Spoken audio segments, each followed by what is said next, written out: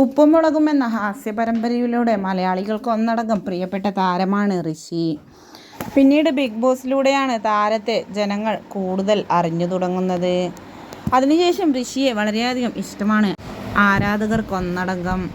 അല്പ ദിവസങ്ങൾക്ക് മുൻപാണ് താരം താൻ വിവാഹം ചെയ്യാൻ പോവുകയാണ് എന്നും തൻ്റെ സുഹൃത്തായ ഐശ്വര്യയാണ് വിവാഹം ചെയ്യാൻ പോകുന്നത് എന്നും പറഞ്ഞുകൊണ്ട് രംഗത്തെത്തിയത്.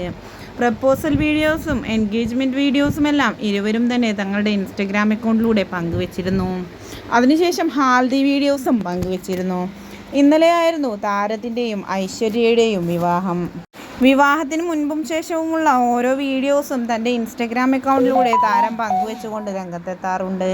ഇപ്പോൾ വളരെയധികം പ്രചരിക്കുന്ന വാർത്ത എന്തെന്ന് വെച്ചാൽ ഋഷിയുടെ വിവാഹത്തിന് ലച്ചു പങ്കെടുക്കാത്തതിന് പിന്നിൽ ഒരു വലിയ കഥയുണ്ട് എന്നും ഇരുവരും തമ്മിൽ തെറ്റാണ് എന്നും പറഞ്ഞുകൊണ്ടാണ് പല മാധ്യമങ്ങളും വീഡിയോസെല്ലാം തന്നെ അപ്ലോഡ് ചെയ്യുന്നത്.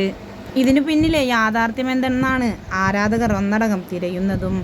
വിവാഹ ചടങ്ങുകൾക്കിടെ ഒരു പ്രമുഖ ചാനൽ ശിവാനിയെ ഇൻ്റർവ്യൂ ചെയ്തപ്പോൾ ലച്ചു വരാത്തതിൻ്റെ കാരണം തിരക്കി.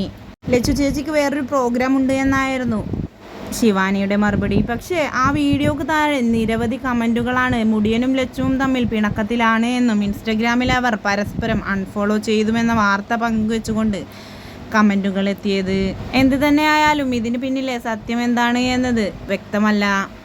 ഇതിനെക്കുറിച്ചുള്ള വിശദ വിവരങ്ങളുമായി മുടിയൻ രംഗത്ത് വരണമെന്ന് തന്നെയാണ് ആരാധകരുടെ ഒന്നടങ്കം ആഗ്രഹം.